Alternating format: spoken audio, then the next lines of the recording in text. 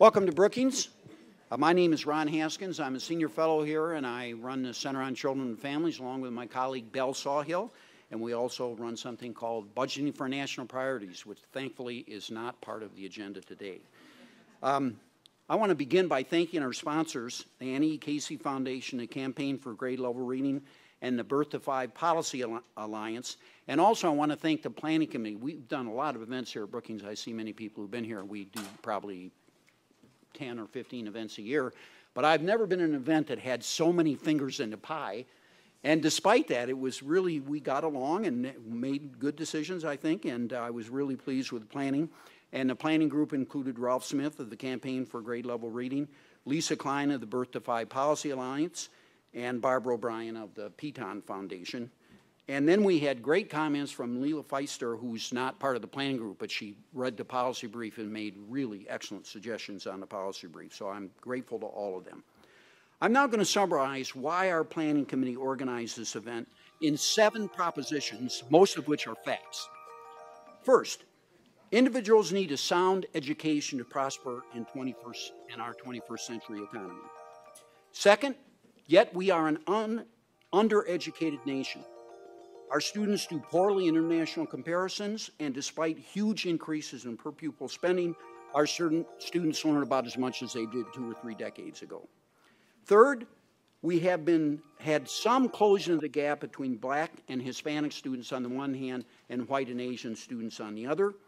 But meanwhile, the difference in achievement between kids from wealthy families and poor families has increased substantially, with direct effects on children's prospects in America. So our claim to be the land of equal opportunity has a gaping wound. Fourth, literacy is the key to education. Fifth, it follows that school systems must ensure that all children can read and can read to learn. Sixth, the question for this event is whether grade retention can be a constructive part of a plan to ensure that all children are reading by 3rd grade. Here's our agenda. After my brief comments, we're going to have a keynote by Barbara O'Brien. Then we're going to have an overview of the policy brief by Martin West. Then we will have a panel of people who will react to the policy brief and the general issue of retention. And then I'm going to play the famous Brookings game of Stump the Panel and ask them some questions, and then we'll give the audience a chance to ask questions. So that's our plan. All right, the keynote, we're very fortunate to have Barbara O'Brien here. You have a lot of biographical material about every person participating in the event in your material, and we don't usually read things that you can read yourself, so let me just make a few comments. First, she's had an illustrious career in child advocacy and politics. She's a rare child advocate that actually rose to elective office, and she's the former lieutenant governor of Colorado who left electoral politics at the height of her power, and she now continues to think and write about education as a senior policy fellow at the Piton Foundation and is the national policy director for the Campaign for Grade Level Reading. On a personal note, I've had a lot of experience in the last, say, 2 or 3 decades advising policymakers, and I have the highest admiration for any politician who gets out before they allow their desire to be reelected to warp their views and values. Barbara.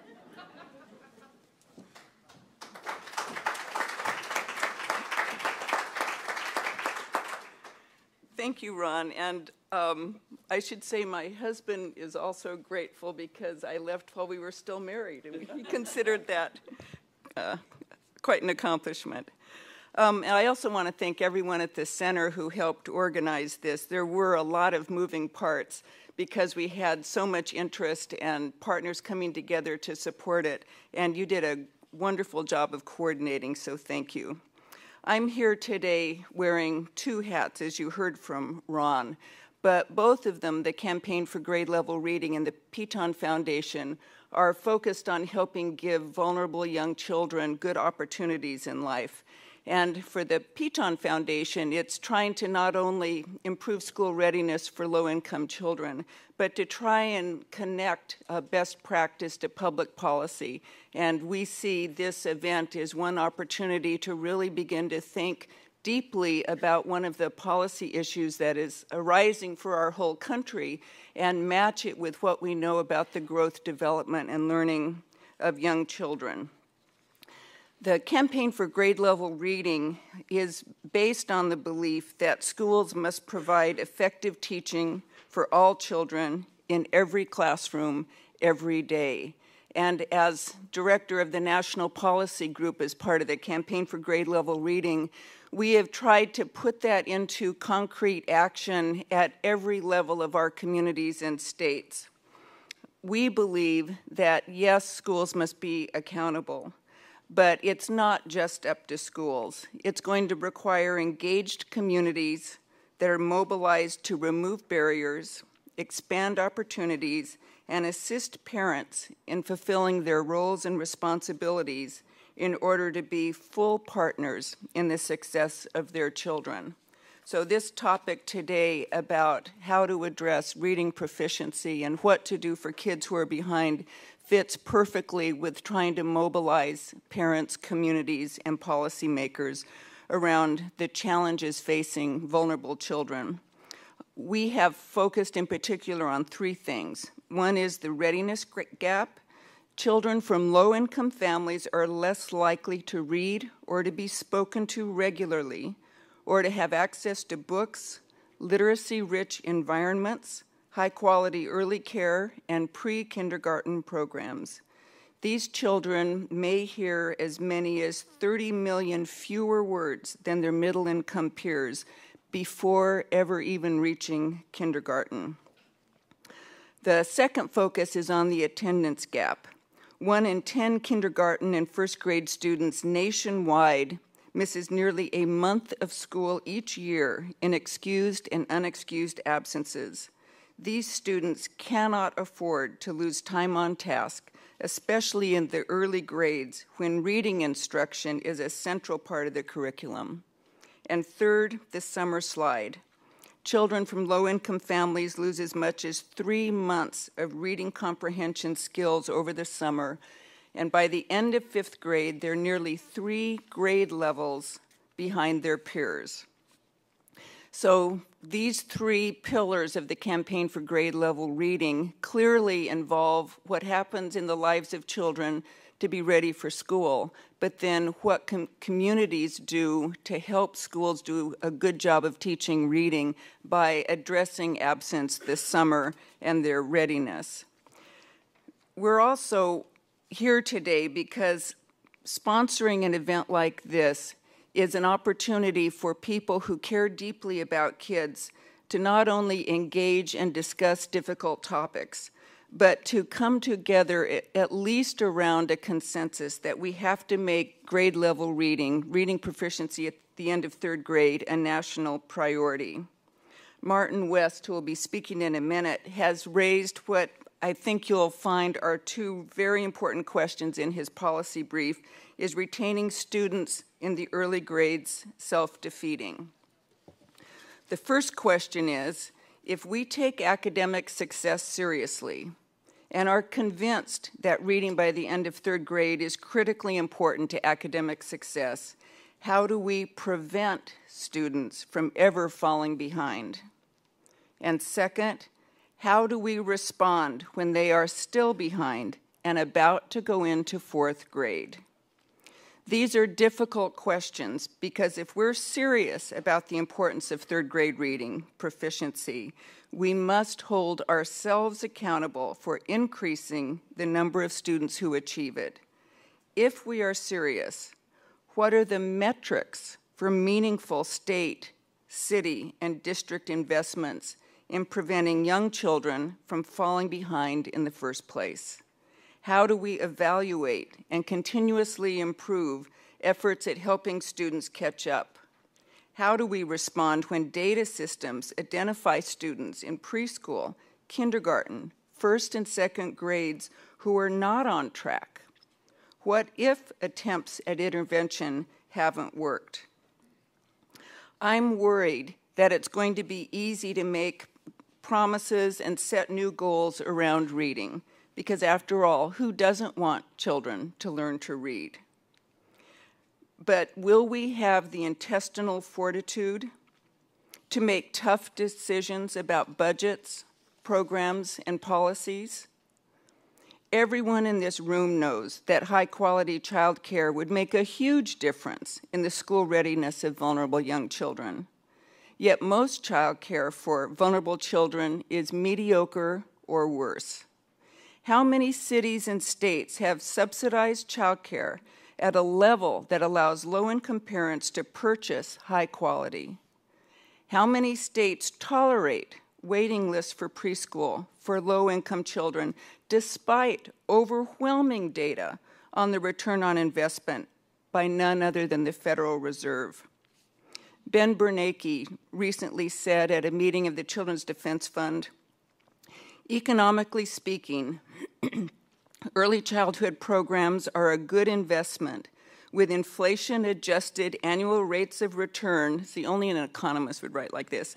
But I'm quoting, annual adjustments and annual rates of return on the funds dedicated to these programs, estimated to reach 10% or higher. Very few alternative investments can promise that kind of return. Notably, a portion of these economic returns accrue to the children themselves and their families, but studies show that the rest of society enjoys the majority of the benefits, reflecting the many contributions that skills and productive workers make to the economy. When you have Ben Bernanke talking like that, you know that we have a place where our country could put much more attention, and we're failing to do it. We're here today to talk about when and if to create retention policies as one tool for improving student reading proficiency. But long before having to make the difficult decision of whether to retain a student in the early grades, we should have done everything in our power to give that child a good start in life, to have prevented preventable delays and eliminate the effects of poverty on a child's growth and development, as many other nations already do, to have prepared children for school through high-quality early childhood programs and preschool, to have provided good instruction in every classroom, and to ensure that every child has high-quality teaching in every setting, every day, to provide intensive, customized intervention to students who are behind. We're used to saying that children are our future, but state and national budgets tell a different story. We have failed time and again to deliver on promises about child health, early care and education, and level playing fields. Instead, we have systems that can't change the fact that children who are behind will almost certainly stay behind. The current fiscal distress in both the federal government and the states will require cuts in many programs over the next decade and beyond. How long can we continue to do more with less? This is unacceptable. We can start by putting a stake in the ground around the importance of strong reading skills at the end of third grade. That's the foundation of school success as students take on more challenging material in the higher grades. We have the first 8 years in the life of every child to help him or her get ready for school, thrive in school, and love reading by the end of third grade. The question is, how serious are we? Thank you.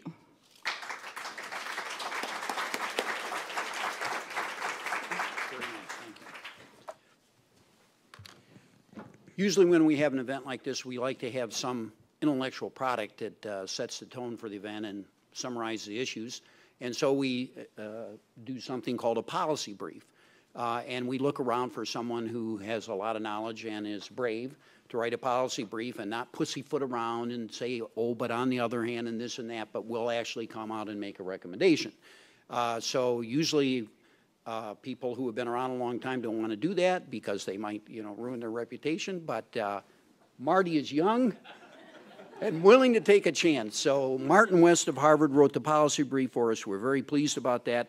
I think it did exactly what we wanted. It takes a clear position, and I think it will induce some serious discussion during the panel. In addition to being a professor at Harvard in the education department, he's also a deputy director of the Kennedy School's program on education policy and governance, and he's executive editor of Education Next, a journal that has been known to express an opinion or two.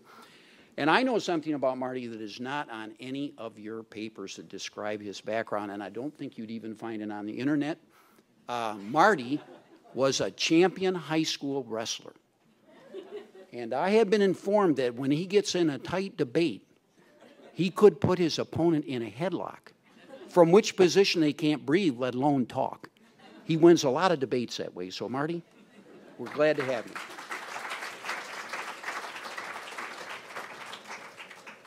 Thanks, Ron, for that introduction. Not what I expected, but brings back good memories. It's a pleasure and an honor to be here today. I think we're all here because of the growing recognition of the importance of early reading proficiency to students' future academic success, not just in reading, but across all subjects, and in their probability of graduating from high school and going on to college and a successful career. This growing recognition has already begun to inform policy in many ways. We see that at the federal level through the federal government's increased support for scientifically based early reading instruction. Under No Child Left Behind, there was the Reading First program. The Obama administration has followed up with its own proposal to put reading first in its blueprint for the reauthorization of the Elementary and Secondary Education Act. Of course, though, when it comes to the real action and innovation, in particular in American education, that happens at the state level. So it's interesting to see that 32 states in the District of Columbia all have policies that are explicitly aimed at promoting third grade reading proficiency, often by requiring that students be assessed early on in their educational careers, and then interventions offered to those students at risk of reading deficiency. And there's been a flurry of activity in this area just in the past year. 13 states have enacted or modified their policies in the past, or already in 2012. So all this activity is very encouraging, but it also raises a uncomfortable question. And that question is, what should be done when those measures fail to occur or prove unsuccessful? Should students be retained and provided with intensive remediation before they move on to grade 4? Or should they be promoted along with their peers? And increasingly, states have been answering in the direction of retention. 14 states now require, to some degree, retention for students with low reading test scores in grade 3, and similar policies are under debate in many other states currently. These policies vary quite a bit in their particulars, in their definition of what a low test score is, in the exemptions they offer, the opportunities for students to demonstrate their proficiency through other means, in what services are required to be offered when students are retained. But despite these differences, the debate over the policies follows a fairly stable contour from place to place. Proponents argue, first of all, that these policies are largely intended not to increase retention per se, but rather to use the threat of retention to create incentives for educators, parents, perhaps even for students themselves to meet performance expectations. But they also can be expected to increase retention rates, and proponents argue, therefore, that retained students will benefit from the opportunity for additional instruction before moving on to more challenging material, as well as from the improved match of their abilities to the content of the curriculum they're exposed to, as well as to the abilities of their peers. The enactment of these policies has not been without controversy, however, and so critics have a response to these points. First of all, they point out that retaining students is a costly educational intervention. If students, as intended, spend an additional year in full-time public education as a result of being retained, then we need to have an additional year of funding for that education. It also requires that students, if they remain in school, forego a year of earnings before entering the labor market, something that needs to be incorporated into the analysis of these policies. So these are clear costs. Critics also say that there aren't even benefits for the students who are retained that would offset those costs. Rather, they argue that retained students will be harmed by the trauma or stigmatization of being retained, perhaps by reduced expectations on the part of parents and educators, and simply by the costs of adjusting to a new peer group. So what does the research say? If we're looking simply at the volume of published research, then we would come to a fairly clear conclusion. There's a massive literature of observational studies showing that retained students achieve at lower levels, complete less schooling, and have worse social emotional outcomes than observably similar students who are promoted. Indeed, Ernest House of the University of Colorado in 1989, surveying this literature, said it would be difficult to find another educational practice on which the evidence is so unequivocally negative. To the extent that all of the studies on a given topic, however, suffer from a common flaw, a consistency of findings should not increase confidence in their validity. And when it comes to studying the effects of grade retention, the key challenge is to separate the effects of retention from the effects of other differences between students, other characteristics of students that led them to be retained in the first place. What triggered the retention decision? The most common approach in the literature to studying this question is to try and find students who are retained and to compare their outcomes to observably similar students, similar in terms of their demographics, in terms of their prior achievement, who happen to be promoted. But I think that the likelihood of selection bias when making these types of comparisons makes these studies quite unreliable as a guide for policy. To give just two examples of what could go wrong when you take that approach, it could be that educators are more likely to retain a student when they see a test score and they know that that score reflects a student's true achievement rather than simply the fact that the student had a bad day on the day of the test. If that's the case, retained students would be more likely to have bad outcomes regardless of the retention decision. Similarly, more involved parents may be more likely to appeal a retention decision. The nice thing about test-based promotion policies, whatever their merits as a matter of public policy, is that they provide researchers with an opportunity to provide much more rigorous evidence on the causal effect of retention on students' outcomes. They do this because they create a situation in which you have students who are very similar in terms of their reading performance. Some are just slightly above the promotion cutoff, some are just slightly below the promotion cutoff, yet they're exposed to a very different treatment. Some or all of the students below the cutoff will be retained, some or all of the students above the cutoff will be promoted. And we can then follow the outcomes of both these groups, performing what's known as a regression discontinuity evaluation that provides unusually strong ability to draw causal inferences about policy effects. This approach to studying grade retention was pioneered in some studies of retention effects in Chicago public schools, a policy in place in the 1990s. And it's been used in a series of studies, some of which I've participated in, conducted in the state of Florida over the past several years.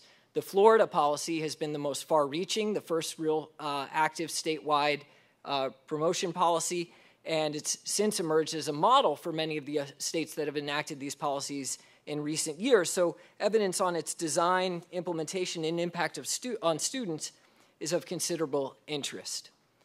So what's gone on in Florida? Well, since 2003, the state has required that third graders scoring at the lowest level on the FCAT reading test be retained. I put required, required may not be exactly the right word because there are a variety of exemptions explicitly mentioned in the policy. For example, limited English proficient students who have received less than 2 years of instruction in English are exempted from the retention requirement, as are most categories of special education students. Students also have the ability to demonstrate their proficiency on an approved alternative standardized test. They can also demonstrate their proficiency through a portfolio that is aligned to the state's content standards. As a result of these exemptions, I actually think calling the policy test-based promotion is something of a misnomer. It would be more accurate to say that a low test score changes the default decision that would be made for the student, such that an affirmative case needs to be made that they're ready to be promoted to the fourth grade. The policy doesn't simply require that they be retained. It also requires that they receive additional services during the retention year. They need to be given the opportunity to attend a summer reading camp, to be assigned to a high-performing teacher, and to receive intensive reading interventions during that retention year. That means that when we study the evidence on the effects of the program on retained students, those studies will reflect the full package, not just retention itself, but retention and these additional requirements.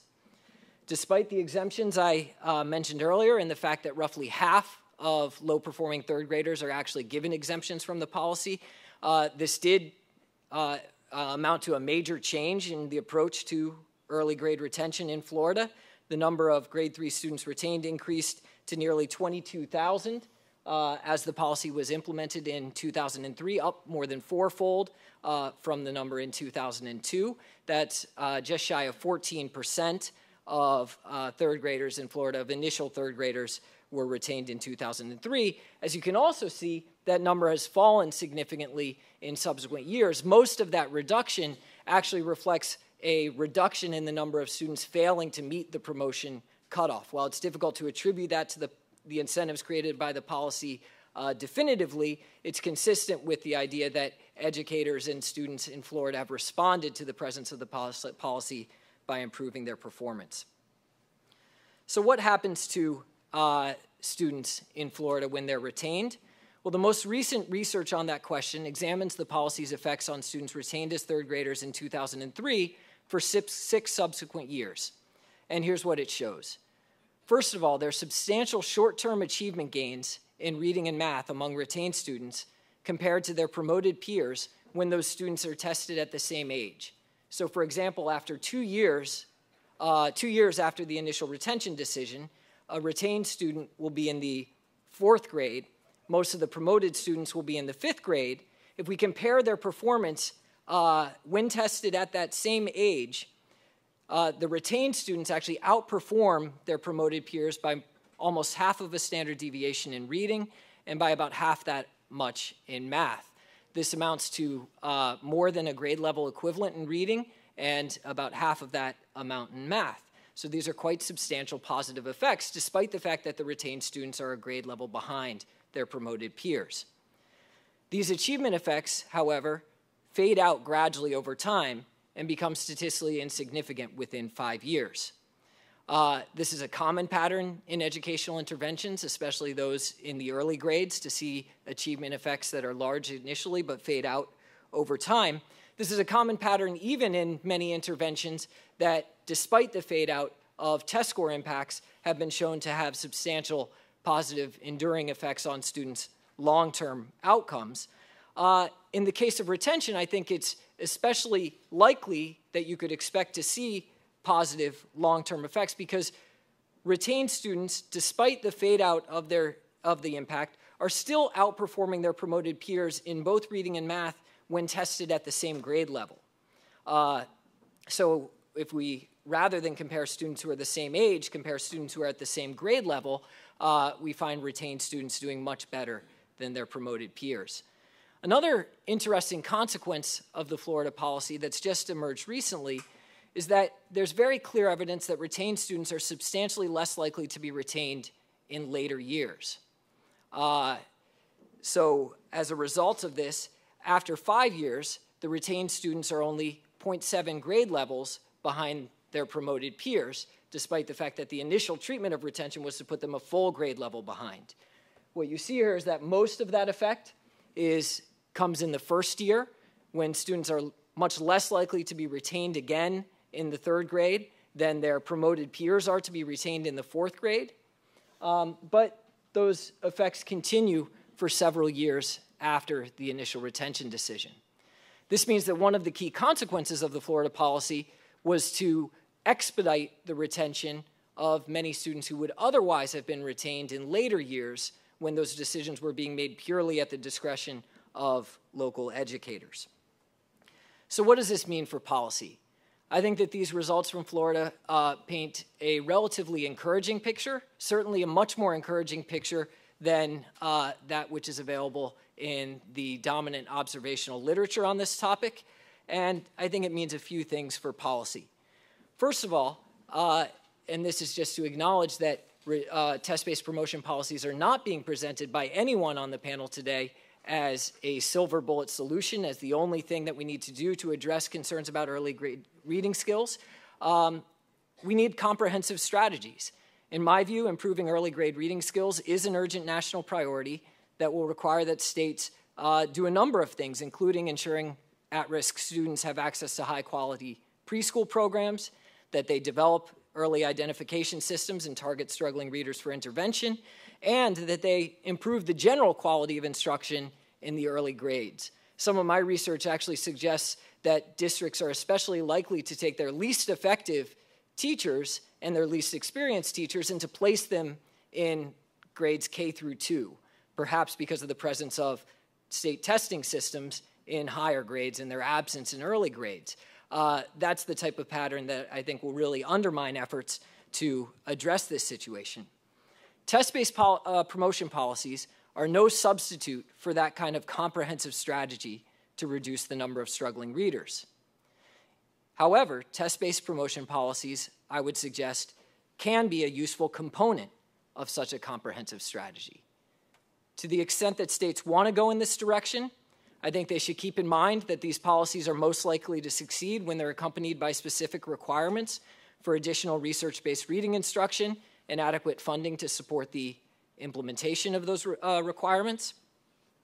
The Florida effects that we've observed reflect the complete package of the intervention, both retention and additional requirements, not just the effects of retention on its own. And common sense suggests that retention shouldn't imply an exact replication of what came before. If it didn't work the first time, try something different. Test-based promotion policies also need to balance the desire to allow local educators to draw on their local knowledge of students' abilities, to give them discretion to make decisions that they think are in the best interest of the students, to balance that desire with the goal of increased accountability and access to focused support. I think the research in Florida suggests that retention can be useful more often than local educators often tend to think that it's the case. But obviously, some measure of exemptions need to be included in thinking about these policies. I don't think we know exactly the right way to handle that situation yet. Finally, because what kind of researcher would I be if I didn't conclude with an enthusiastic call for more research? I think we need to continue to study the effects of test-based promotion policies on the long-run outcomes of retained students, as well as on the quality of instruction available to all early grade students. Oftentimes, the discussion of these policies focuses very narrowly on their consequences for retained students. Obviously, that's something of great interest, but we also need to understand what's happening to the broader systems in which they're being implemented. So thanks for your attention, and I look forward to the discussion.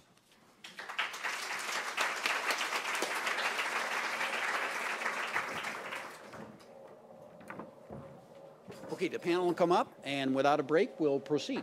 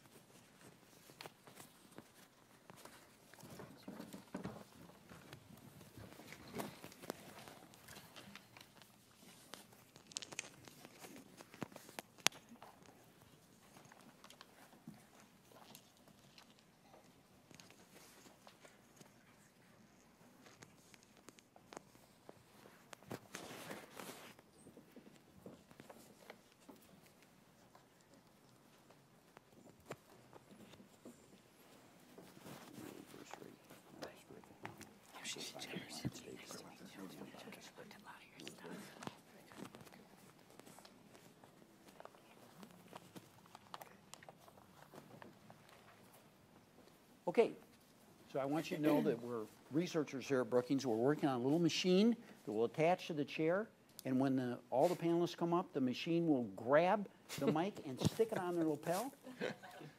and all happen at one time, so we'll save 3 minutes for more discussion. So be ready for that. All right, so we have a great panel that's don't necessarily agree with everything in the policy brief. People have their own views, have worked on this issue. I'm really pleased we're able to get the quality of people that we have in this panel. First is Karen Shimke, who's early learning project manager for Education Commission of the States, that played a huge role in elementary school policy. And she's author of a terrific brief, which if you picked up the materials out there you have on literacy policies. Next we have Russ Whitehurst, who's the director of the Brookings Brown Center for Education Policy and a former director of the Institute for Education Sciences. And in a previous life, he did research on reading, so another appropriate reason for having him on the panel. And then we have Shane Jimerson, who is a professor at the University of California at Santa Barbara and a highly acclaimed and frequently honored researcher on education issues, has an amazing background that you can read about if you have 15 minutes on the material in your folder. And then finally, Mary Laura Bragg, who's the director of the State Policy Implementation Foundation for Excellence in Education. We were really intent on having someone from Florida because Florida has done so much in this area, so we're really glad that she could come and be part of this panel. Our format will be each speaker will have 8 minutes for an opening statement, which they'll give from their chair, and then I'm going to ask them some questions, and then the audience will have a chance to ask questions. We'll begin with Karen Shimke. Good morning. As I was anticipating getting ready for this discussion, I was reminded of my own experience with reading proficiency. My twin sister and I were in the first grade in a small rural town in western Nebraska, and I don't think our teacher really understood that there were two of us. So one night my mom pulls out a book and she says, okay, so we're going to read tonight. It was probably October of first grade. And so she handed me the book, and I read, well, I suspect it was Dick Jane's Spot and Puff, because I was of that era. And so I read, and then she hands the book to Carolyn, and Carolyn looks at the book, and she says, well, I don't read. And I said, I read for her. And that was the end of Carolyn's journey to non-proficiency in reading, the absolute end, once my mother came down off the ceiling.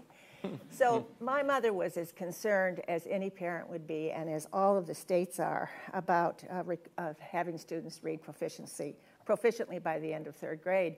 And frankly, in the journey up to the end of third grade, moving along in the proficiency pathway. I think we're well aware of what happens to kids who aren't reading proficiently, 4 times more likely than their proficient peers to drop out at the end of high school. It's pretty clear that in a world where we need well-prepared workers and adults, that proficiency is key. I think that their state's concerns about proficiency is especially relevant since we're in an era of Common Core state standards and No Child Left Behind and the renewal of ESEA. And so they're trying to create a sense of urgency and clarity that in reading proficiency, states mean business. While much of the conversation, press coverage, is around retention, wisely, states have in general not had a single strategy, but have a package of comprehensive, interlocking, well-connected strategies, all of which are critical if we're going to be serious about third grade reading proficiency. In some ways, talking about retention, at least to me, is sort of a shorthand way of talking about a whole package, a much broader package. And we've heard about what some of the research says about retention. Much of the research doesn't back it up. Just as the opinions of parents and educators are mixed, so is the research mixed. In looking at several research and literature reviews, my take is that there are some differences in which groups of kids are matched to other groups of kids in the research. There are differences at what point the research is done, and for certainly a non-researcher like myself and possibly some of you in this room. Oh, no, Brookings audience, they're all researchers. It's pretty difficult to kind of sort through all of the stuff and all of the white noise and say, so what is this telling us? Some research certainly suggests that children that repeat do improve their proficiency, while others suggest it doesn't make much difference. In a 2007 article in the Journal of Education for Students Placed at Risk, it was reported there is no short-term benefit. Substantial long-term risks, substantial cost to taxpayers, and because students of poverty and color are disproportionately represented, there's a question of equity. And I think the questions that have been raised are questions that certainly bear everybody's consideration. One is the question of equity. Children who are of color, who are boys, and who are low economic status are very disproportionately represented among retained students. Likewise, the question of cost and how much it costs to have a year of retention. Costs both to the school district during that year and costs later when there's a delayed entry into the workforce. One of the thoughts I had as states were moving forward and thinking about how they should proceed in this area was I began to wonder whether children who are retained in fact might have a higher possibility of either being bullies or being bullied. And I found one study, and the one study talks about not only retained children, but overage children. That is, children where entry into kindergarten is delayed, as well as children who are retained. And they found a fair difference between the potential for bullying and being victims of bullying. It's an interesting article. It appears in the Journal of Applied School Psychology. It's called A Preliminary Study of Bully and Victim Behavior in Older Grade Students, Another Potential Hidden Cost of Grade Retention or Delayed School Entry. I think that I called the authors of the study to find out if there were other studies, that maybe I just hadn't found them, and there weren't. And were they going to do any more studies? They'd love to. Guess what? It was about money, which is, again, a common experience. So grade retention is a costly strategy, I think far more costly than providing the kind of early intervention, early identification, and prevention that is so critical and, in general, is a part of state strategies. Our emphasis at ECS has certainly been on early identification and intervention. When we talk about early identification, I think so often in this business we talk about in kindergarten, maybe in first grade, maybe even second grade. We would talk about it in pre-K. And so that we would really be saying, and certainly those of us who have worked in pre-K for a long time know that in the pre-K classroom, teachers know then when things are going to be problems for children. And they know not so much because a child is or isn't reading. We wouldn't expect a child to be reading in pre-kindergarten. Rather, they know because they can see how the child manages the rest of their executive functions, how they manage waiting their turn, sitting still, being a part of the classroom discussion, working with other kids, interacting with their environment. So we are putting out, ECS is going to put out kind of the fourth in a series of literacy documents in the next bit, and it's going to focus on what state policies should think about as a roadmap. It's going to have two components, a section on systems and a section on sort of classroom and school activities. The systems is going to look at program design and implementation, system oversight, ongoing assessment of both children and classrooms, and effective and immediate intervention. The piece having to do with classrooms and schools is going to look at redefined adult capacity, teachers, principals, superintendents, what they have to be like, what they have to be prepared to do in order to really provide the instructional atmosphere that kids need. The second is a language and content rich, rigorous, and engaging curriculum. And finally, partnerships with families. And I think we could spend this entire day talking about the role of families and the partnership of families as decisions are made about third grade reading proficiency. We take this concern that states have and that schools and families have very, very seriously. States are taking steps, taking action on this, and we think that's appropriate. I think the most important thing, however, is that this is about early, comprehensive, interlocking strategies. No single strategy could possibly lead to the kind of outcomes all by itself. Thank you. Thank you. Very nice. And your watch works and everything. Thank you. Russ Whitehurst. I'm pleased to be here. This is a topic that's important to me. I've been in the reading wars for a large portion of my career. I want to first congratulate Marty West on bringing a rigorous piece of research to this debate. It is I think it does raise the level of evidence that's relevant to what we're talking about. And I could spend my 7.5 remaining minutes talking about research methodology, but I'll avoid that temptation. Good decision. and try to kick it up a notch. What is this debate about? Let's start with the fact that 25% of youth in this country do not graduate from high school. And let me describe to you a conversation I overheard a few years ago. It was a young woman who had graduated with honors from a high school here in the District of Columbia. She'd gone to Salisbury State College, and she was dropping out. And I heard someone talking to her, why are you dropping out? I can't pass the courses there. So we have 25% of students who don't have the skills to graduate from high school. We've got a lot of kids who are graduating from high school with a meaningless credential in that it does not signify that they've acquired the skills that make them ready for the world of work or further education. And so we have a system that is massively failing. What are we to do about that? Are we to promote students socially all the way through the system? Or are we to give college degrees based on social promotion because people with a college diploma do better than those with not, those who do not have a diploma? I think not. And so the question is, when is the system to be made accountable for giving students the skills that they need to succeed in life? Nearly all the research on the issue of grade retention and social promotion has focused on the particular cohort of students who are affected by the policy. You saw that in Marty's presentation of research today. You'll see it in the larger literature. The question is, for the students who were retained, what is the consequence the next year and the year after? That's an important question.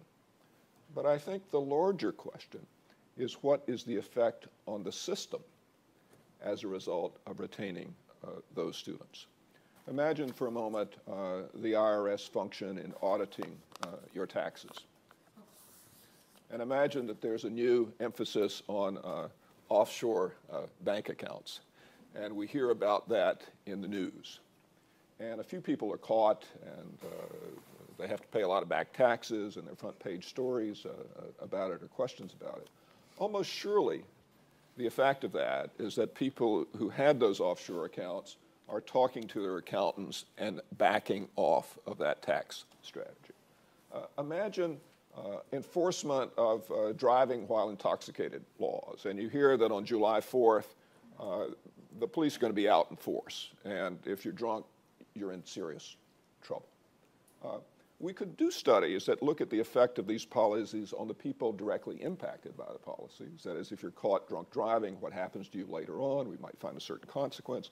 The real question is, what is the effect on the people who are exposed through observation to this policy? There are hints in the slide that Marty put up and in the policy brief that the school systems in Texas and parents and kids are responding to this policy as you and I would if we knew we were doing something that was likely to have a negative impact. That is, they're doing better. Children are less likely to fail the third grade exam than they were in the past. We don't know if the Florida policy is causally connected to that, but there's certainly a suggestion that it might be. I think we desperately need research that looks not only at the impact on the treated, but the impact on those who are coming along next, the impact on the whole system, on its ability to provide a quality preparation in learning to read. I will say one of the things I learned from doing work in this area, both as a researcher and as a federal official for many years, is that we really don't know yet how to accomplish this task well. If you look at reading scores on NAEP, they have been essentially flat for 20 years. If you look at studies that examine the impact of accountability systems, you'll see sizable impacts on math, suggesting that once people in schools and teachers are accountable for results in math, they do things and know how to get kids better.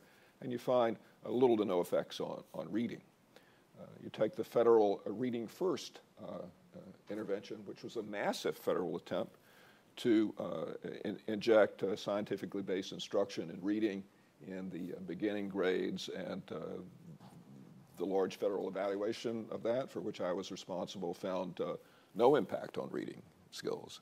And so we can expect some impact, I think, from well-implemented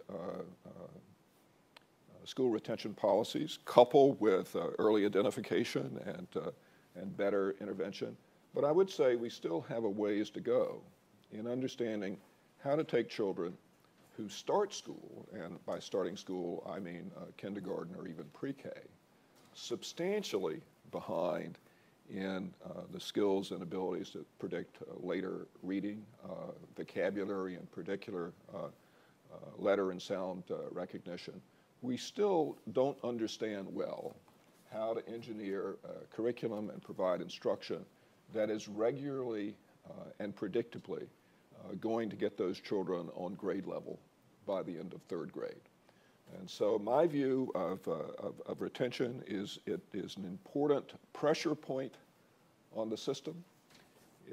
I'm convinced that it can produce at least short-term positive benefits for kids if it's part of a broader intervention policy. But I also think we have a ways to go in terms of understanding how to get this task accomplished. And I think what we've learned from the presentations today is a piece of a very important puzzle that we got to solve in the nation's interest as soon as possible. Thank you. Thank you. Shane Jimerson, and thanks so much for coming all the way from California. It's great to have you on the panel. Certainly.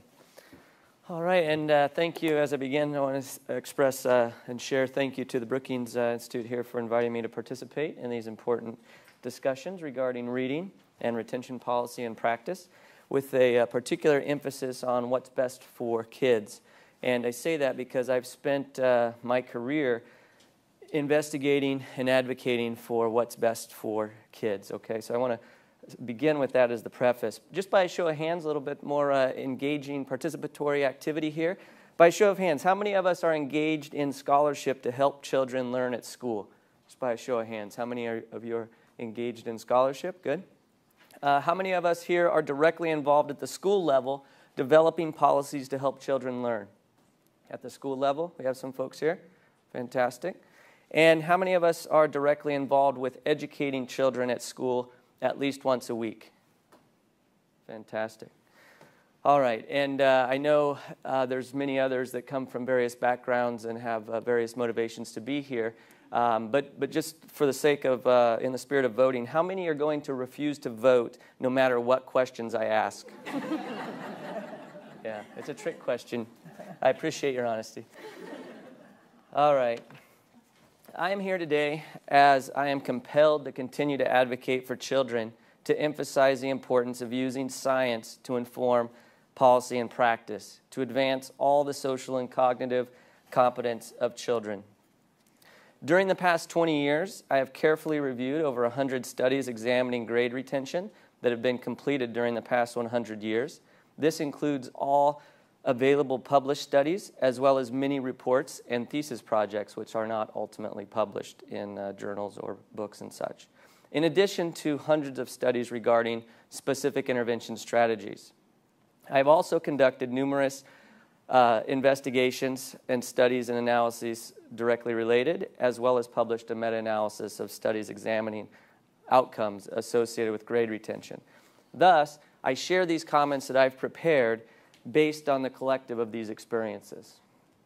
Because each of us on the panel, as Ron has pointed out, has only about 480 seconds, I will simply make 3 brief points for your further consideration. Again, a question. How many of you have already read at least 5 of the previous meta-analyses examining the effectiveness of grade retention? Just by a show of hands. How many of you have already been immersed in this? Fantastic. That's a good place to start. All right. The first point, the empirical evidence fails to support the effectiveness of grade retention. Among over 1,000 analyses of achievement and adjustment outcomes during the past 100 years, there are few that reveal significant positive effects associated with grade retention.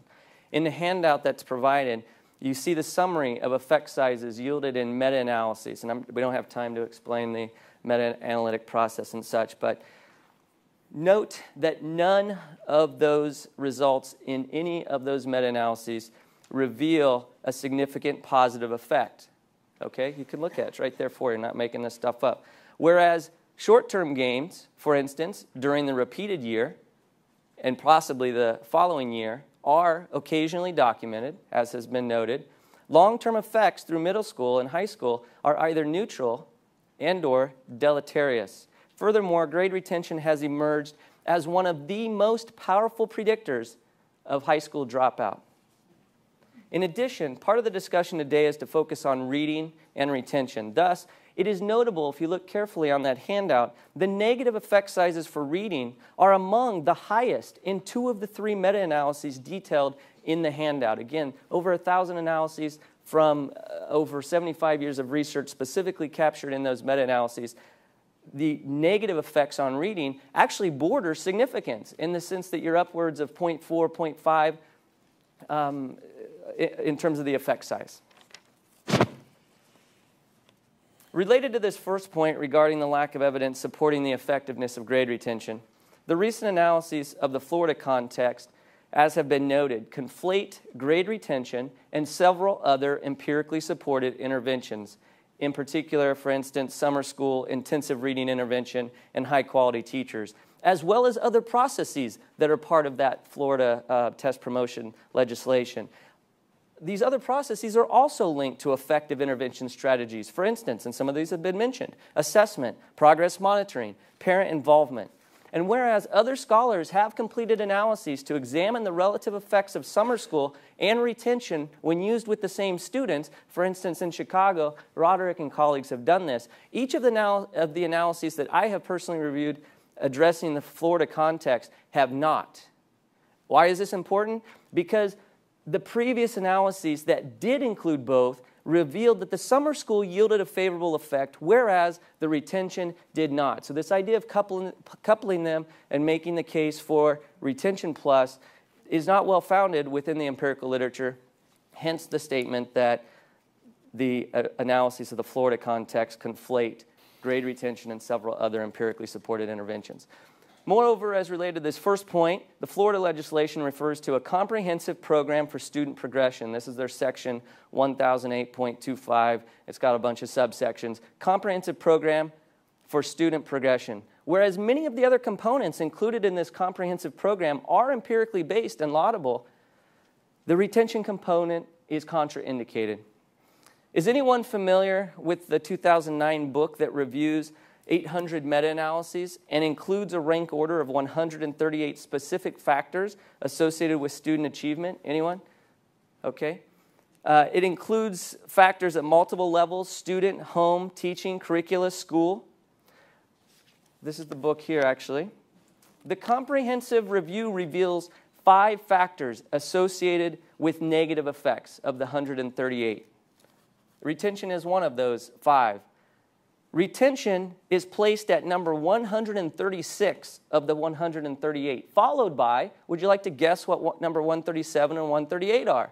I think we can all agree that number 137, television, and number 138, mobility, are associated with deleterious effects for student achievement. Okay, retention was number 136, followed by television and mobility. Considering the research during the past 100 years, the evidence clearly indicates that we must move beyond grade retention and social promotion. By show of hands, how many of you are aware of specific empirically supported interventions to help children learn at school, to promote reading, math, science, social skills? All right, fantastic.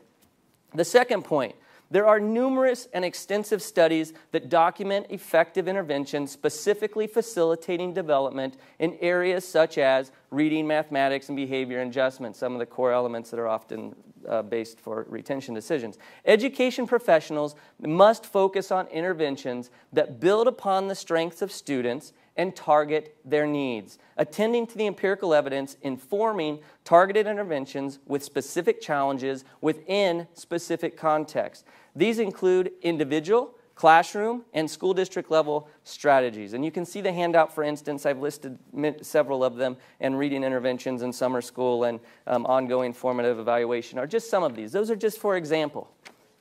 Okay, I'm to the third point. One more participation question. How many of you are confident that the currently established policies will promote student learning and success at school?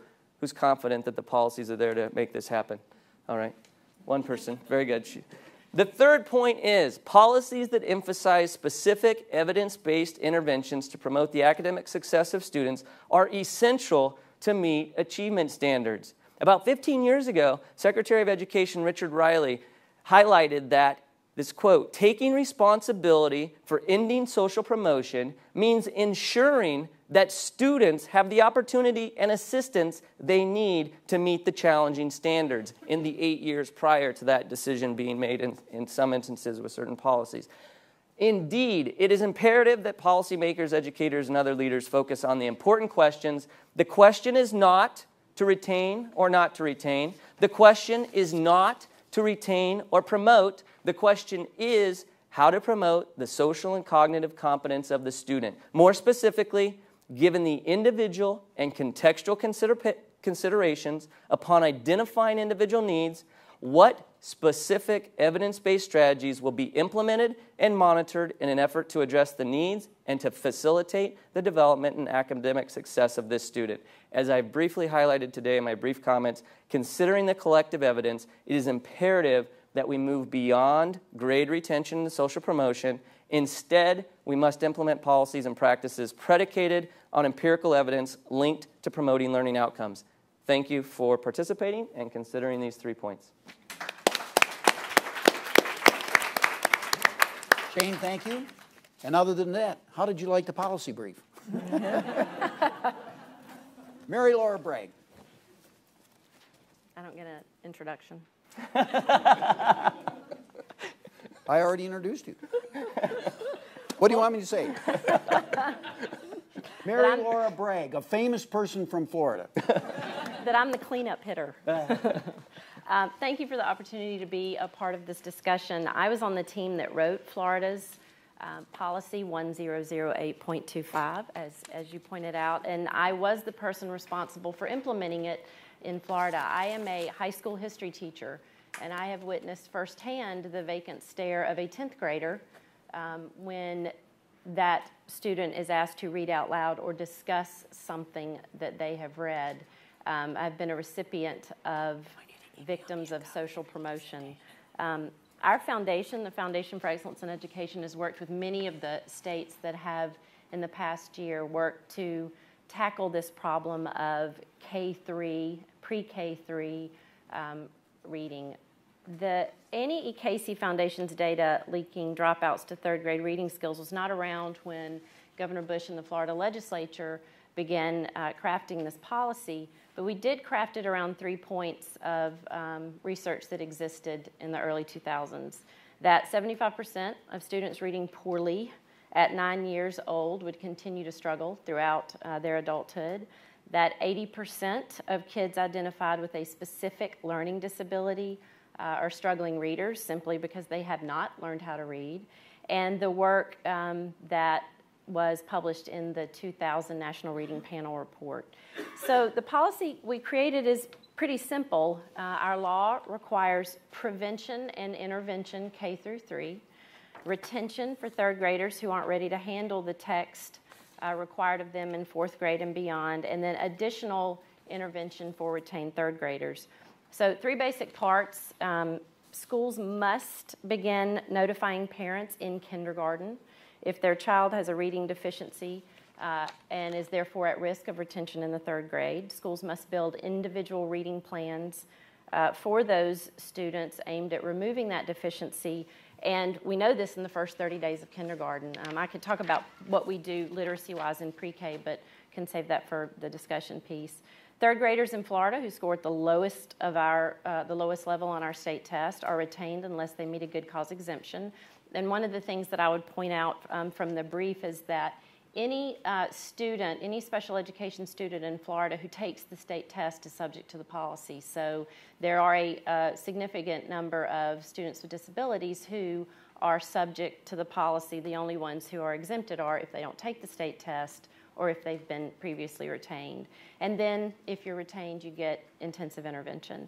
Our approach works. I saw in the 4 years that I was in charge of the policy, and I went back to teaching after I left the department, a sea change in reading instruction in grades K through 3. I'll give you some examples of the impact on human behavior that we saw. For several years before we enacted this policy, our assessment office had a pot of about $2 million, and we have a lot of students in Florida, $2 million for reading diagnostics, K-3 reading diagnostic assessments. And districts could purchase, basically receive those tests for free. It was a state appropriation. And every year, maybe a quarter of that money was drawn down. In the first 2 years of the policy, that money was gone by September. That is human behavior changing. We also, before the policy, would get periodic requests from districts for professional development, random professional development in reading. In the first 2 years of this policy, the requests were tenfold. They were specific. We want professional development on whole group and small group instruction. We want it on data-driven instruction. We want it on specific interventions aimed at specific deficiencies. And the number of calls and emails we got from parents asking for help and the number of calls and emails from community groups asking how they could help skyrocketed. The data that is included in your packet shows the impact of the policy. Retentions increased at first, but they declined because the number of students reading at the lowest level on our state test declined. The other thing I would like to show, there's a chart in your handouts, is that the retentions in kindergarten, first, and second grade increased because it was a K-3 policy. Our goal was not retention. Our goal was good, strong initial instruction in grades K through 2 and 3, and then intervention as a way to stop retention. But the last resort of retention as a last resort was the goal. When a principal realizes that he has 4 years to ensure a child is ready to move on to 4th grade, and that the parents of his children will know in the first 30 days of kindergarten that the child may have a reading deficiency, the school is going to organize around reading. We saw the best teachers in an elementary school moved to K1 and 2. The sea change in making sure that schools organize around what they need to organize around. It's kind of a shame to me that the threat of retention is what got elementary schools doing what their primary focus is to teach kids how to read. Our NAEP data shows that the last chart in your packet shows that even in 2011, our policy is still working. We have more kids reading on grade level, fewer kids reading in the lowest level, and our 4th grade NAEP. That chart is broken down into subgroups, and every subgroup outperforms the national average. Then also to speak to African American and Hispanic students, the number of Florida 3rd graders scoring at the lowest level has declined by 41%. But the percentage of African American and Hispanic students scoring at that level has declined by 37% and 46% respectively. And regarding, one last thing about special ed, we looked at 300 of our lowest performing Title I schools from 2003-04 to 2009-10, and we found that the percentage of 3rd graders identified with a specific learning disability was cut in half during that time period. And the percentage of 1st graders who were identified with a specific learning disability was cut by 75%. That is huge. I think that if you fund your priorities first to get to cost, and I would say that we've spent a lot of time talking about the cost of retention and nothing about the cost of dropouts and the cost to the country in healthcare and the lost earnings in students who drop out. I think that that is an important point, and if you fund your priorities first, then you can prevent the additional cost of retention in later grades. So thank you. Thank you. Okay, very good. Thank you. Great panel. I'm going to try to deal with three things. I've heard that there are people in the audience that would like to be gone by lunch, so we're going to deal with these in an expeditious fashion. Racial discrimination assessment plans, and then we're going to deal with this research issue about when the witch doctors disagree, which is what you've just seen on this panel here. So let's talk first about racial discrimination. My understanding is that the recent study from Department of Education says that there is a disproportionate impact on blacks and Hispanics. However, if you adjust for achievement scores, the disparate impact disappears. So you have more black and Hispanic kids retained, but if you match on their test performance, then it's the kids who have the lowest test performance, and since blacks and Hispanics have lower test performance, they're more likely to be retained. Does anybody disagree with that? Or is there other evidence that there is that this policy has a disproportionate racial impact? I'm not sure that we can agree with everything that you've said or establish it definitively at the national level. So we know that black and Hispanic kids are disproportionately likely to be retained at the national level. That comes out of some data collected by the Office of Civil Rights at the Department of Education just recently. We can't take that same data and do the type of adjustment for achievement that you've mentioned. What we can do is look in Florida at what's happened to black and Hispanic students, where you see similar patterns, them being more likely to be retained. But if you control for their actual reading scores, then they're slightly less likely to be retained. So in those places where we've looked for evidence of discriminatory implementation, you don't see it. But I'm not sure that we can establish that as a fact on a national basis. So does anybody think this is racially disproportionate and unfairly so? In terms of why it happens or that it happens? Let's leave the why aside. We don't like a policy if it unfairly discriminates against any group, but especially the very groups that have the most trouble in our society, blacks and Hispanics. So if this policy of grade retention were to unfairly retain kids on basis other than something reasonable like a test score or a teacher assessment or something like that, then we should be opposed to the policy. So I think the first thing we ought to establish is there evidence that this policy is unfair to any groups? When you say unfair, that's sort of a loaded question, but is it disproportionately used? Yes. Yes.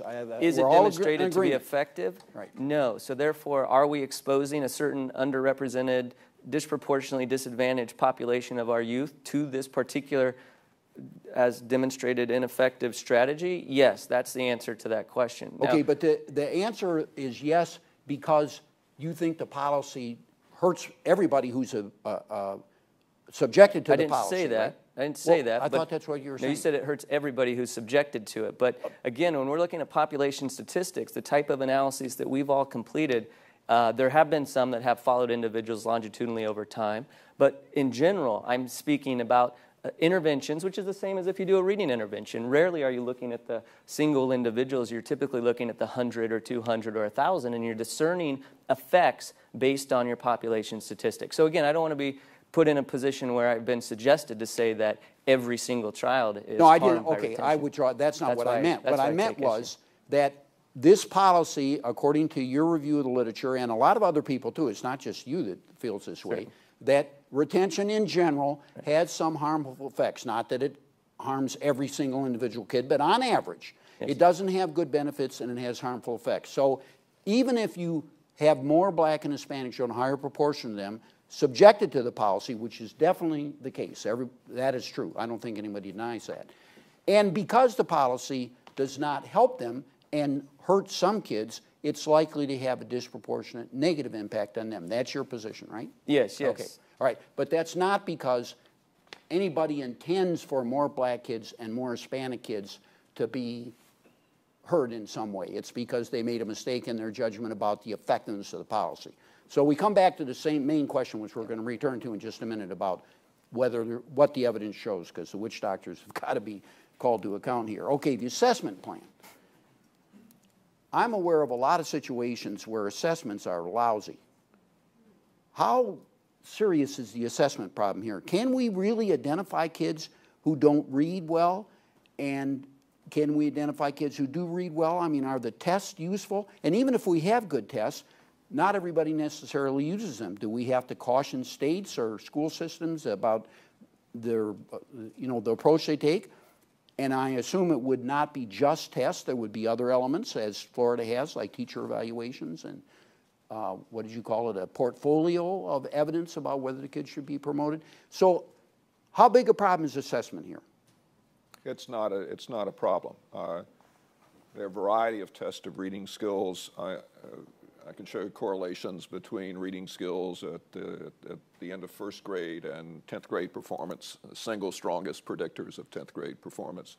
Florida has a good assessment system, among the best in this area. So when you're talking about the classification of individual students and whether a student just on one side of the promotion versus retention line has been reliably identified, that is a different issue. There's error around the cut point. But in general, the assessments are good, and they can certainly discriminate between good readers and poor readers. And let me say in response to your previous question that the discrimination here is the provision of education to minority and disadvantaged kids that is of low quality and leaves them damaged for life. And I think we need to focus on that as the discrimination that we all should be ashamed of and do something about. I just want to say a word on assessment.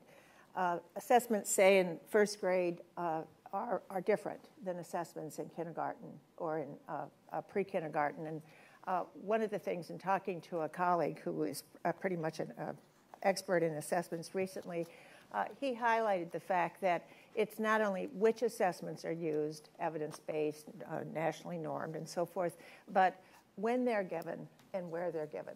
And that assessments to very young children that are given before they've had a chance to acclimate to the environment, that is too early in either kindergarten or first grade, are going to be less reliable. And what they tend to do is over-identify kids with needs. Maybe that's not bad because then they get some service, but the truth is it may waste service dollars. Okay, so there's agreement on the panel, and no one's disagreeing so far, that we do have good assessment instruments and that the states could design a very reasonable way to identify poor readers. So leaving aside the issue of whether they should be retained or what should happen, we can identify them and we ought to have a program for them. We all agree on that. Yes? One comment about assessment, I think that assessment, and thank you, I think Florida has a very strong assessment system as well. The key is the next step. What do teachers do with the information that they get, and the need for really good professional development for teachers to understand what the data around that student shows, and then how to attack that deficiency that is there. That's key, because assessment by itself is not going to Well, get one to of you where correct we're me if trying I'm to go. wrong. I think a lot of people are experts in tests and agree that a test that identifies a poor reader is not necessarily a diagnostic test. It's not necessarily useful to plan a program intervention for a kid, right? But all I'm interested in now is we can identify poor readers if we have a special treatment for them. That is not a big issue. I suspect it might be an issue in some cases because states and localities might not do it exactly right, but anyway, we can do that. Okay, final question now. So this is the one about the witch doctors disagreeing. This happens all the time in social science. And I think we ought to try to reach some resolution on this. We have a stark difference here. Shane is saying you should not retain. It's bad for kids to retain. Not every kid, but on average. And the evidence that it produces positive impacts is nil, and that's based on over 100 years worth of research and meta-analysis and so forth. And then the policy brief, and Marty claims that the Florida evidence shows that it can be part of a plan. So first, before I ask you the question, I want to just see if we can reach some kind of agreement here that I think there may be more agreement than meets the eye.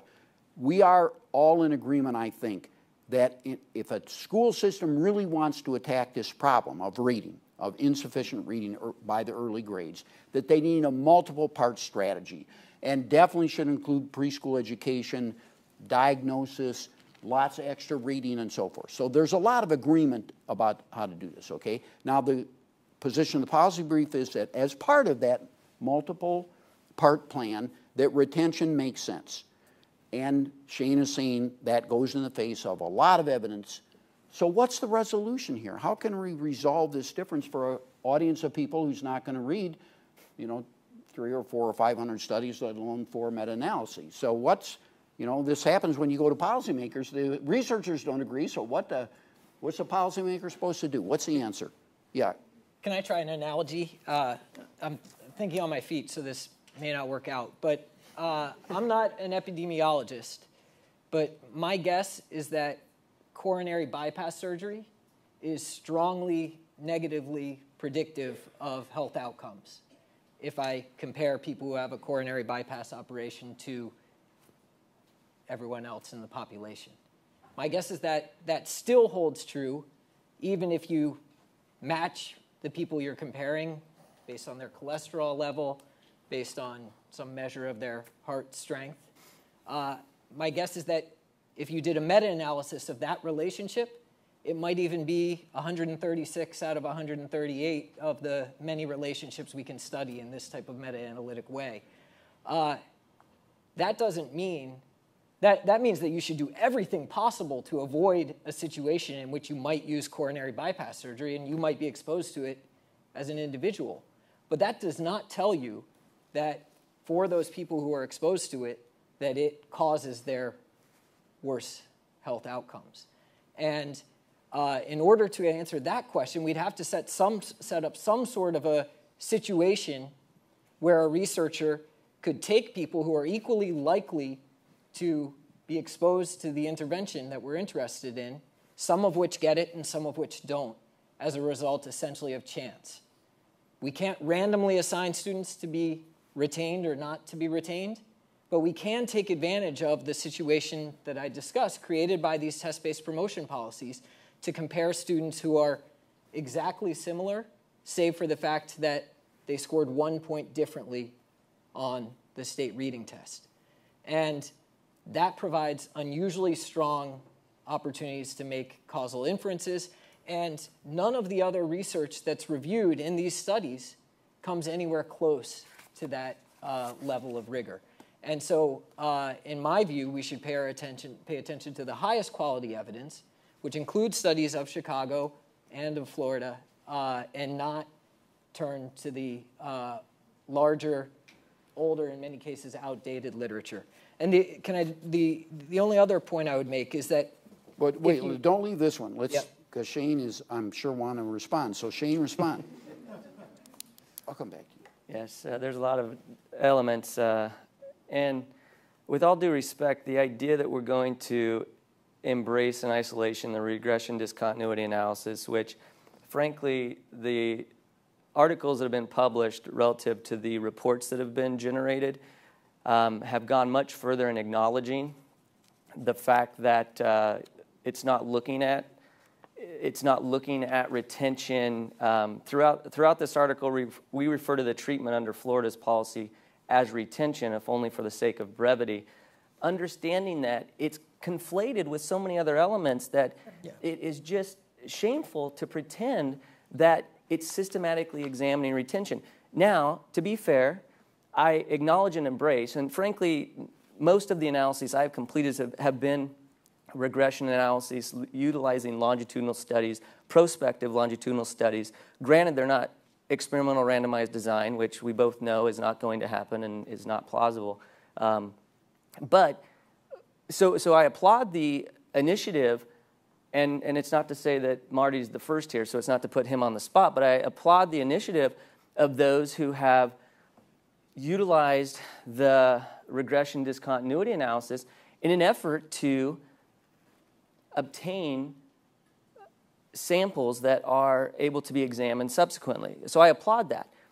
However, I take issue with the ongoing rhetoric about isolating causal effects and then suggesting that it links to retention, because it simply doesn't. And it's too strident, it's too myopic, and it's fallacious. It simply does not reflect what is happening in those analyses. Moreover, I want to be clear.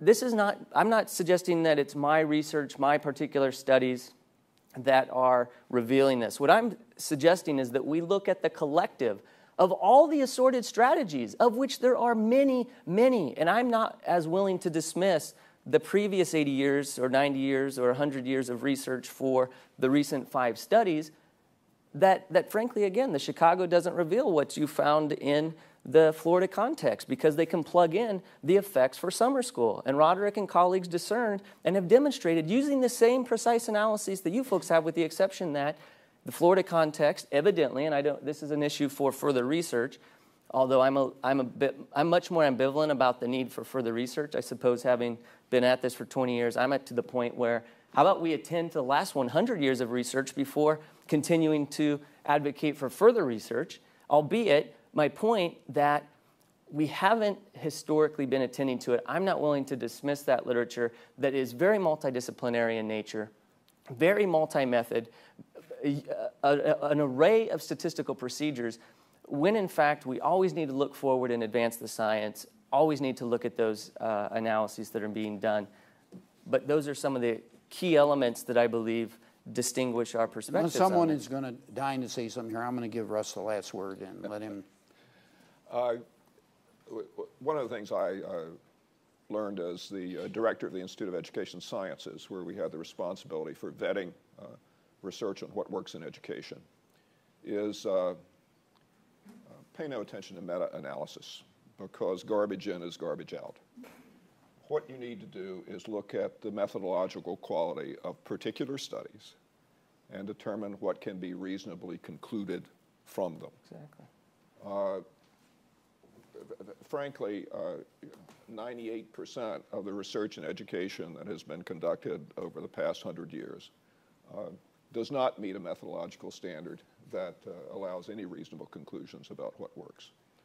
And so I would certainly privilege, in terms of conclusions about policy, the strongest methodological research rather than the mass of research that's been conducted. I think what we can conclude here is that the Florida policy, which had many elements, had, at least for a few years, a positive impact on kids in Florida, and probably a systemic impact on the behavior of the system and the people responsible for getting kids to learn. Whether a policy with the same label would have a similar effect in North Carolina, I don't know. It would depend on the details, and that's why we very much need additional research and research tied to particular policies. It's very hard to make conclusions about a meta-analytic conclusion based on 100 years of research about what's likely to be the impact of a particular policy that has 7 different elements that differ from the elements that have been used in any other particular research. So again, there are always differences among researchers. It's hard to resolve those differences unless you just believe me. Thank you. And by the way, just on the meta-analytic... Wait, let me see if I can summarize one thing here that I think picks up on a very important point you made that Russ clearly agrees with, and that is, you cannot single out any element of the Florida policy and say this caused the effect. It's the whole thing. Or you could design analyses to examine that. It is possible. It hasn't been done. The data doesn't exist. That's right. Yes. So so I'm not. No, but let's not not confuse the point. Yes. Okay. I mean, I'm sure the audience here is wanting to know what kind of resolution here. Yeah. And from the Florida study, we could not conclude. Okay. Anybody disagree? Say so right now. We cannot conclude that grade retention per se is an effective policy. What we can conclude is that grade retention as part of a broader policy can have positive effects. The whole thing taken together. You couldn't single out any one element. Correct? Isn't that what you're... Within that context, that's what the analyses have yielded, although I would take the position that if you implemented the reading interventions and such without the retention policy, that I would, based on the historical evidence, looking at the effectiveness of direct reading instruction, continuous progress monitoring, formative assessment, that you would yield those effects. This I know for sure. Okay, we will never be able to answer that question because we're not going to do that experiment. They could do those now, analyses. unless you're dying, we got to get the audience I am here. dying here to say that I agree with a lot of what Russ said.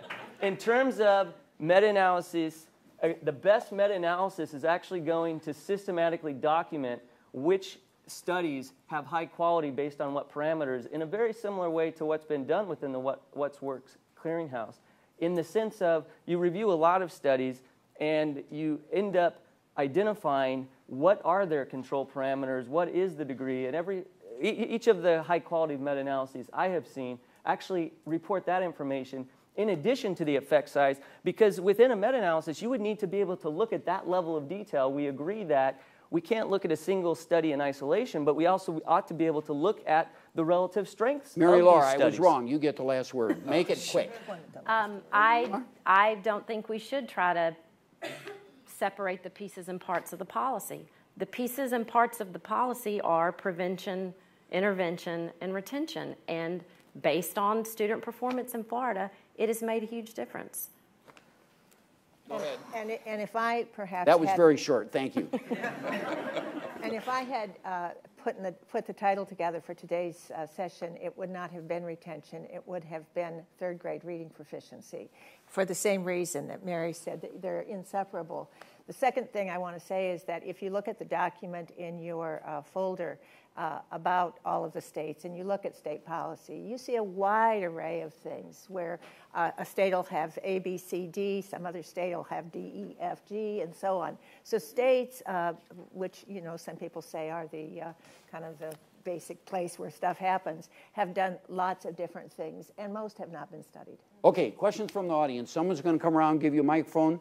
Let's have a succinct question and succinct answers right here in front.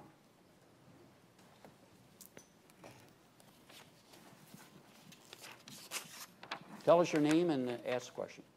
I'm Mitzi Wertheim. I'm with the Naval Postgraduate School. You might wonder why I'm here. My mother was a pioneer child psychologist interested in the brain.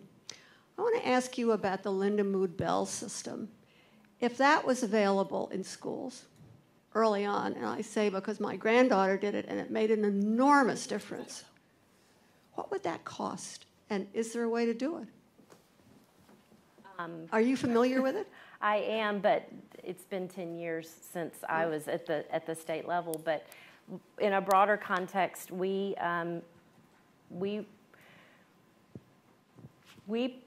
put out requirements as to what had to be in a good reading program, and we left the purchase and the decision to use that up to the district. That gets kind of to what Marty said about some district ability to make decisions based on the needs of their kids. But from a state policy perspective, we were very specific about research-based programs and not market research, because every program that came out in the beginning of the 2000s had a stamp that said reading first approved, and there was no such thing.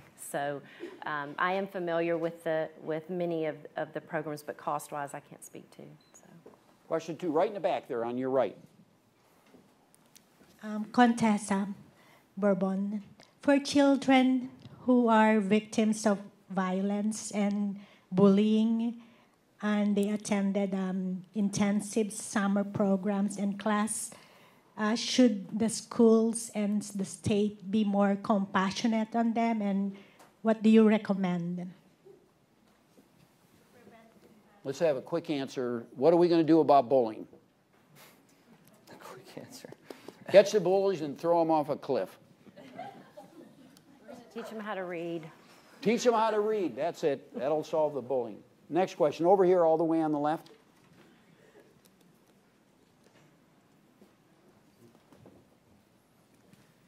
Yes, thank you. Miriam Rollin with Fight Crime, Invest in Kids. One question about the Florida study. Is there anything in the study or any other research that gives us the answer to absent retention, or is there any evidence that retention, in fact, made a significant contribution to those outcomes? Relative to the full package. Relative to summer and yep. increased teaching and intervention and all the other things that Florida was doing that sounded really great. Yeah, so it's not something that we can address definitively for the reasons we just discussed. We don't have data, for example, on take-up of summer school, of the extent to which students were being assigned to highly effective teachers. Many of the additional requirements were later expanded to all kids in the grade. So, for example, one of the requirements was that they have one consecutive, 90-minute a day uninterrupted protected 90 reading minutes. period. So some of those were later expanded to all students, and so they shouldn't be something that's different for retained and promoted students. But it's really hard to separate it all out. One of the things we do look at is the difference between effects in reading and in math. All of the additional interventions were targeted towards reading specifically, yet we still see some benefits in math. And so that makes me think that there may be some independent effect of retention itself, but there's no way to say for sure. So the answer to your question, no. Right there on the back on the left. Right there, yes. Hi, Tom Schultz with the Chief State School Officers. I have a quick comment and then a question. Okay, the comment is that among the things that can be done in terms of enhancing reading proficiency, it seems that retention is one of the most expensive things that you can do. To illustrate the data from Florida, it costs more than $10,000 per child, whereas in terms of their pre-K program, they're currently spending less than $2,500 per child. And it seems to me a problem is that the cost of that is hidden. It doesn't get debated in terms of, is this a good way for us to spend public dollars when we increase the percentage of kids who are retained? The question is, looking at the data that Mary provided, the concern I have is that in spite of this ambitious effort in Florida, over the past 7 years, according to this data, there's been relatively little progress in reducing the percentage of third grade readers at the lowest level. You're kind of between 18 and 20% for the last 7 years, where the schools have been going at it as hard as they could go. So what would people on the panel recommend? What next has to be done? What else has to be done beyond what's been done in Florida Great question. today? Thank you. One thing that I would say, just to go back, we have a fair amount of literature and research now on the impact of high-quality pre-kindergarten. And Florida has had a pre-kindergarten program for quite a number of years. Like the rest of the states around the country, the quality varies a good bit. And of course, lots of kids aren't in pre-K. They're in other kinds of child care settings. Barbara talked before about mediocre settings and so forth. And so, you know, if you look at the work, National Institute of Early Education Research and so forth, there's a mountain of evidence on pre-K and what implications it has for future school success. And you're saying that evidence shows that pre-K, high-quality pre-K can make a big difference. High-quality pre-K can make a huge difference, and lifelong differences. So the answer to his question is more and higher quality pre-K. Well, that's one answer. Could I, go ahead, yeah. Could I jump in? I think what we've learned now from 15 or 20 years of a full-bore effort in terms of learning about what it takes to get kids to be able to read is that we know for the first time how to systematically get children to break the reading code. And so the problem of children not being able to sound out words on the page because they don't know the alphabet letters, they don't know what sounds they make, we now know how to do that. Now, we don't yet know how to get all teachers to know how to do it, but we know how to do it. Where things fall apart, and I think this was the lesson of reading first, where things fall apart is where we get to reading comprehension. Yeah. And reading comprehension depends on more than being able to sound out words on the page. It depends on knowledge of the world, a lot of content knowledge, a lot of vocabulary knowledge. And we're not going to get kids to acquire that knowledge based entirely on 3 hours a day in a good quality pre-K program. It's going to take a broad level early intervention to give kids, and continuing series of interventions to give kids in disadvantaged circumstances that knowledge. And absent that knowledge, they're going to have a lot of trouble reading. And so it is pre-K. and it is pre-K, and it is family-related programs, and it is continuous. And I think rather than focusing on high-quality pre-K as a rubric, we should focus on what's happening in pre-K programs, the specific interventions that are most likely to help children cross this crucial Full barrier. disclosure here, I gave Russ $10 to make that little speech because on October 2nd, in this very room, we are going to release the next volume of Future of Children, which is entirely about literacy and exactly addressed to the issue that you just mentioned. So yes, Mary Laura. I'd like to make a comment to your comment. Well, first of all, pre-K. Our pre-K program has only been in place since 2005, so we are just seeing, 0506, we're just seeing those students in third and fourth grade, and there's not enough data to draw any conclusions there. We too are very hopeful that it will make a difference. I would disagree that we haven't seen a decrease in a steady decrease in the percent of students reading at the lowest level. We've seen many kids move from the next to the lowest level to grade level and above. So I think that I will continue to say that it has definitely made a difference. And to wrap in the point about is our retention policies unfair in terms of race, I would say that the numbers show that our African American and Hispanic students have benefited the most from this policy. For whatever reason they were struggling readers, they have benefited from intervention and retention. And yes, they were more likely to be subject to the policy, but they were also more in need of the interventions that they received. One more question. On the right here, a couple rows up. Thank you. Hi, I'm Lisa Guernsey, Director of the Early Education Initiative at the New America Foundation.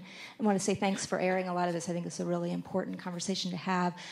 I'm frustrated, and I think probably others in here too, with the inability to deal with the conflation issue, the fact that this is a package of intervention and prevention and retention, and yet the fact that we keep kind of just calling it retention as the answer. And one of the things I'm wondering is whether there's any, maybe now it's just theoretical, but anything to just the simple threat of retention that is adding to the ability for the interventions to work. And if that is what people think might be happening here, is there a less costly threat to be using, less costly to children, perhaps, if in fact we're seeing in some other research negative impact of that? So, thank you. This is an interesting question, and in Russ articulating the threat or motivation component of it, I think this warrants further consideration. Notably, I don't know the precise answer to your question, but I have a reflection is that there have been multiple studies historically that have looked at children's perception of grade retention as a stressful life experience. And there's been multiple studies that have been done that ultimately, when they look at a list of stressful life experiences, children historically, prior to the Florida, Chicago context, had already been indicating that when they report their perception of grade retention and 20 other life experiences, that grade retention has been as stressful from a child's perspective by 6th grade as going blind and the death of a parent. Okay, and for those of you who would like to know how stressful it is from a child's perspective to go to the dentist, that's usually about 19th or 20th on this list. So relatively speaking, grade retention being as stressful for children. And so in terms of motivation from a child's perspective, I sort of see it that children have perceived this historically and that's the other thing, we focused a lot of energy today on the achievement component, and we're not talking so much about the social emotional consequences, the long-term implications associated with that either, which I believe and I would advocate are equally important as we look at the development of a child over time, so that we're promoting the social and cognitive competence of the child, not simply the academic achievement. Karen? Clearly, one of the issues that's come up is the question that retention sort of heightened awareness, made everybody serious about this achieved urgency. there's got to be more than one way to achieve urgency. And so I think that one of the challenges for all of us in whatever roles we have in life is to say, does setting targets achieve urgency? Does a public commentary on how we've done on the targets help with urgency? So on and so on. And that we need to come up with an array of ways of achieving urgency rather than thinking a threat is the only one. Yes. Two things. My husband, who I know is not watching, refers to himself as an academic redshirt. He was retained later in elementary school, and living with me while this was going on, he said if this had only happened to me earlier. But the other point I would make is, again, back to human behavior, the increase of parents, the number of parents who, teachers always say we wish we had parent engagement until parents get engaged. That the fact that parents of kindergartners were saying, I want to know what it is I can do. I want to know what you're doing for my child. And that was not happening in the beginning of third grade. That was happening in kindergarten. And the thought that a parent would not find out until the end of third grade that their child had a reading difficulty, I mean, that's educational malpractice. They should know as soon as we know, and in some instances, pre-K. And so to your issue of the threat of retention, I certainly understand, having had to deal with it at a high school level, the threat and the impact it has socially.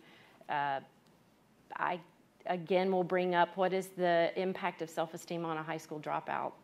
And I think that warrants as much consideration in this conversation. Well, please join me in thanking the panel.